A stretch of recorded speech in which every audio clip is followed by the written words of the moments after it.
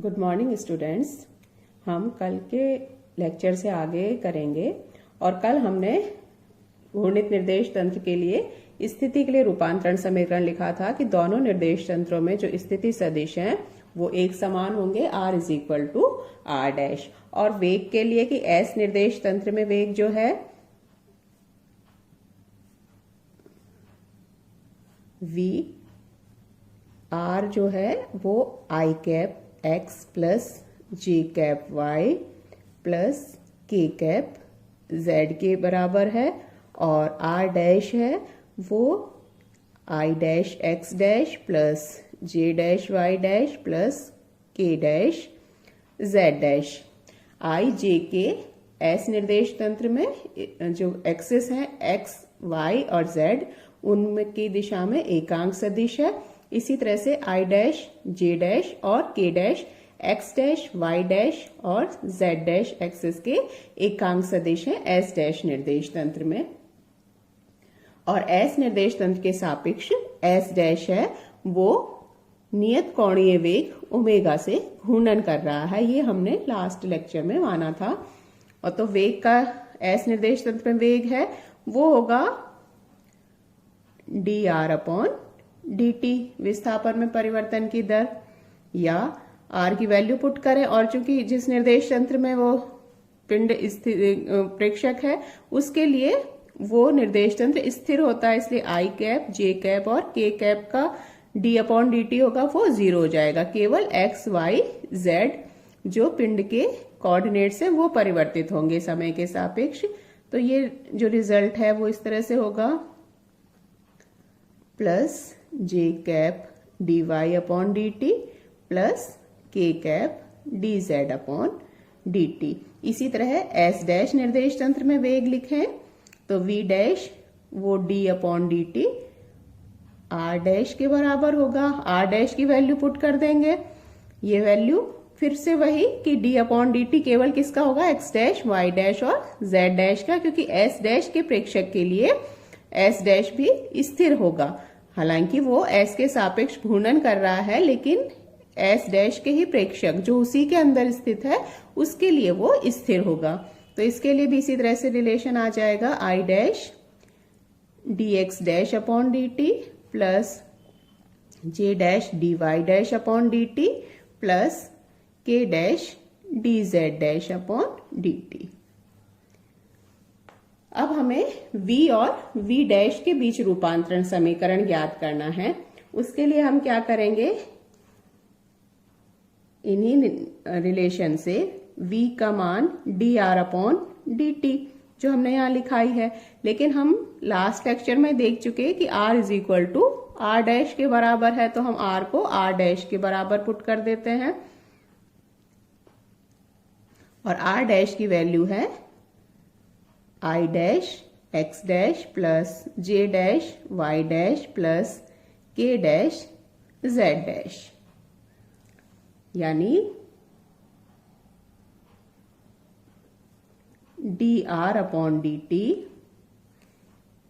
अब हम s निर्देश तंत्र की बात कर रहे हैं, तो s निर्देश तंत्र के सापेक्ष s डैश है वो घूर्णन कर रहा है, इसलिए i डैश j डैश और k डैश है वो समय के साथ लगातार परिवर्तित होते रहेंगे, क्योंकि जैसे हम एक ही एक्सिस मान लीजिए बनाते हैं, अभी ये x है तो किसी समय पर x डैश यहाँ होगा, फिर कुछ घूर्णन करते हुए ये दूसरी जगह पहुंच जाएगा। इसी तरह से लगातार घूर्णन कर रहा है, तो ये जो x डैश है वो चेंज होता रहेगा।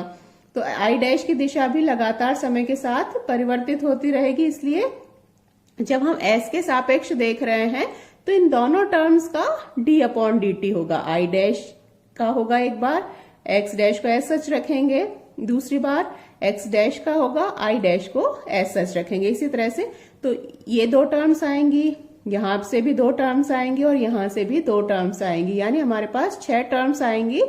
3 टर्म्स जिनमें एकांक सदिश का d अपॉन dt होगा और 3 टर्म्स जिनमें कोऑर्डिनेट्स का होगा, x डैश y डैश और z डैश का।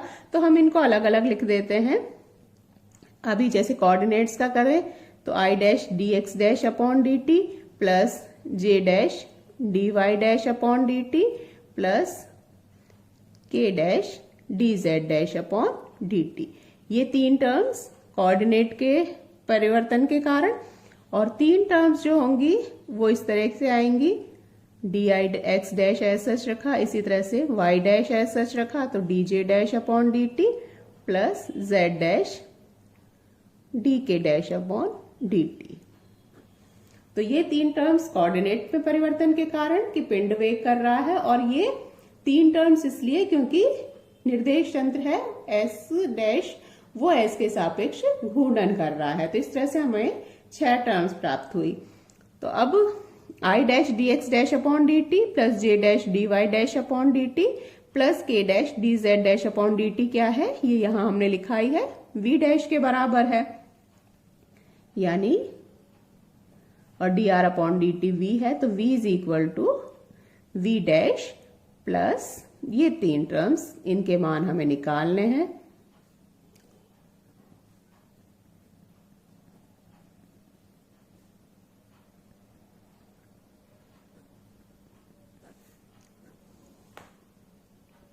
अब इनका मान ज्ञात करने के लिए हम एक स्टैंडर्ड रिलेशन काम में लेंगे।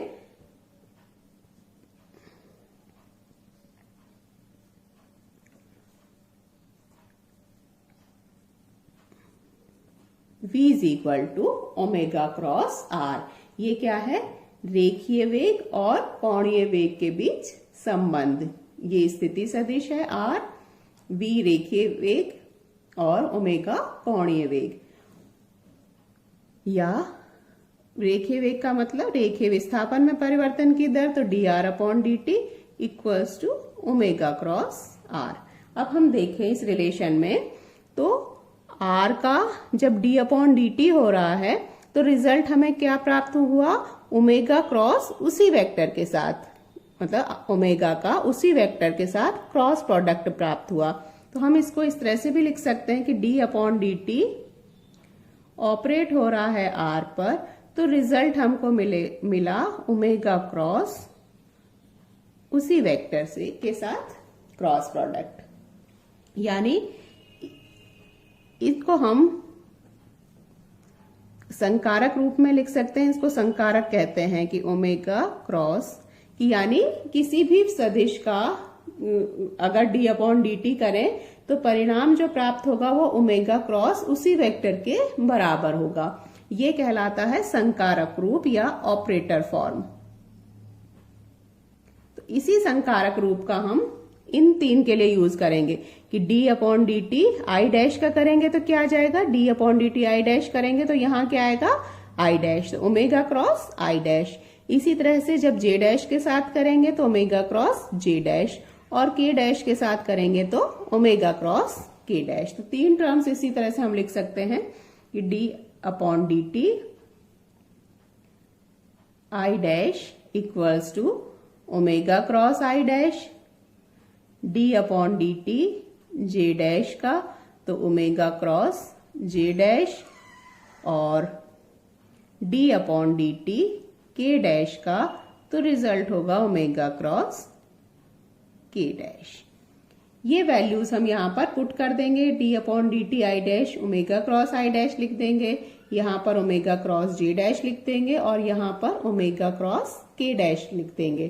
तो अब नेक्स्ट टर्म में हम नेक्स्ट स्टेप में हम यही करेंगे। तो रिलेशन है वो हो जाएगा v इज इक्वल टू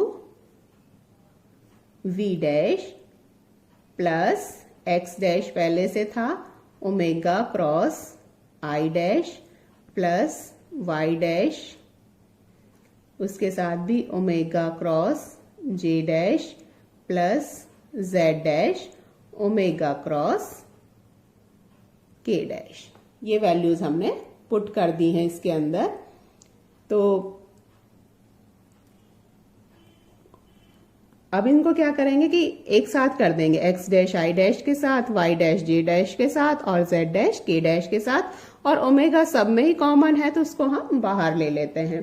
तो v is equal to v dash plus omega cross, इसको हमने बाहर ले लिया है तो टर्म बच जाएगी i dash x dash plus j dash y dash plus k dash z dash. अब ये फिर से देखें तो ये किसके बराबर है, i dash x dash plus j dash y dash plus k dash z dash r dash के बराबर है। तो यानी v is equal to v dash plus omega cross r dash, या v का मतलब, ये तो हमारे पास पहले इसको हम बता देते हैं कि ये वेग के लिए रूपांतरण समीकरण है। किस तरह से ये रूपांतरण समीकरण है, क्योंकि ये s में पिंड के वेग और s डैश में पिंड के वेग के बीच संबंध बता रहा है, इसलिए इसको हम वेग के लिए रूपांतरण समीकरण कहेंगे। यानी s में पिंड का वेग s डैश में पिंड के वेग प्लस एक extra term omega cross r dash के बराबर होगी, या इसको हम इस तरह से भी लिख सकते हैं कि v is equal to v dash plus omega cross r, क्योंकि r डैश r के बराबर ही है। तो ये वेग के लिए रूपांतरण समीकरण हुआ। तो d अपॉन v का मतलब है d upon d t r का, इसी तरह से d डैश का मतलब v डैश का मतलब है d upon d t r dash plus omega, या डैश गलती से लग गया, ओमेगा क्रॉस r डैश, या d अपॉन डी टी जब हो रहा है r पर तो परिणाम प्राप्त हुआ, इसमें भी r डैश कॉमन है तो उसको हम बाहर ले लेते हैं r डैश, यानी जब d upon d t r पे हो रहा है तो ये आ रहा है। फिर से उसी रिलेशन का यूज करते हुए कि r is equal to r dash है, तो d अपॉन डी टी किसी भी तरफ से पुट कर दीजिए, r is equal to d upon d t plus omega cross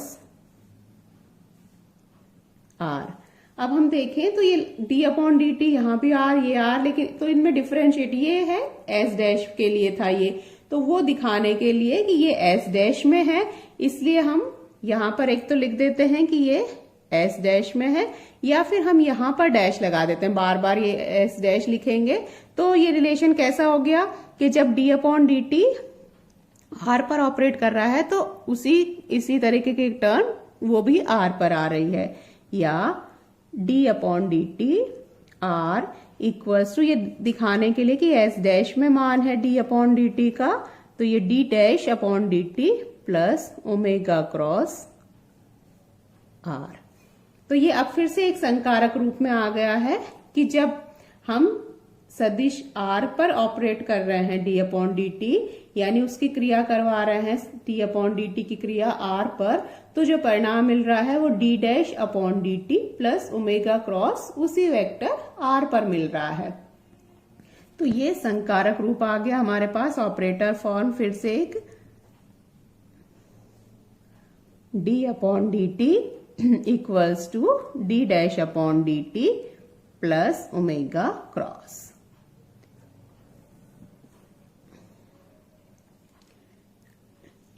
इस संकारक रूप का प्रयोग करते हुए हम त्वरण के लिए रूपांतरण समीकरण ज्ञात करेंगे, वो हम नेक्स्ट लेक्चर में करेंगे। आज के लिए अभी इतना ही।